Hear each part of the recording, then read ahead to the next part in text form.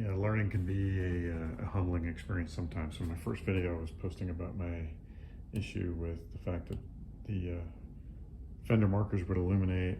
I had no lights, so either of my grill markers and a spotty light to this one. Neither of these would illuminate at all. And when I left the bulbs in, only this fender light would come on. I took the bulbs out of those two and then realized that both the fender markers would come on. So I suspected, and other people told me I had a grounding issue. And I've been testing grounds that you saw in the other video. The mistake I made was that when I was testing continuity up here, as you saw, I was testing to the two positive leads that come in to illuminate. These bulbs have two filaments, one for the marker light and one for the turn signal. Get it to focus. So one for marker, one for turn signal. And I was getting good continuity to that, but the mistake I was making was I wasn't checking continuity to the ground, and I had these dismounted. So Brandon Walker on the Facebook CJ owners group shed some light, so to speak, on that for me.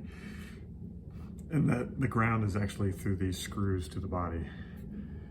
And so I remounted them and then set my continuity test up again. And when I touched the screws, so before, when I just touched the body, I had no continuity. But when I put the screw through the screw hole, it must have enough of unpainted surface to provide the continuity. So I had that. Then I checked inside the well. You can hear my multimeter. So if I scratch around a little bit, I'll get it. So what I did was, on the cups, these were really raggedy looking when I first got the Jeep, and as a temporary solution, before I mounted them, I cleaned them up and spray painted them with some hammer tone front and back, and I probably reduced the ability to find the ground. So I wire brushed the backside where they mount, where the screws go through, and then as I could, I put some wire brush down into these very corroded looking holes, because this little nub here where the bulb seats is how it achieves ground inside this cup. And then further, I wire brushed the two bulbs. And when I did that, I got better results on my continuity test. So the ground is there. Now, thanks to the generous time of another CJ owner on the forum, put my lights on.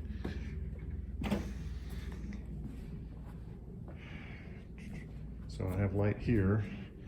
And if I take my bulb here and put it back in, you'll see I have a single filament illuminated. This is still working. And I even have light all the way back here at my rear marker. If I go to my needs for finishing steering column, turn the power on, and go with the left turn signal. Oh, come on. I think I'm going to be replacing my internal turn signal switch here. Come on, you. All right, so I'm just going to hold it with my hand. But you can see it's not holding. Damn it. You may be able to see my red light is bouncing off the garage door back there. My corner light. You're just going to have to trust me here because I can't get this damn thing to stay on. There we go. The second filament is lighting up. Now, I do still have a problem with this one because when I put the marker light on, both filaments are illuminating at the same time. So I cleaned it again and I checked all the connections here. This is the new painthouse harness. I've checked all my connections here, and I'm not sure why, but both of the filaments in this bulb are illuminating. So I was thinking about replacing these two raggedy old marker lights anyway. As you can see, they're due. So I may just replace the entire setup and see what kind of results I get. But the mistake I made was I was testing for positive flow here and getting continuity. I failed to check for the ground.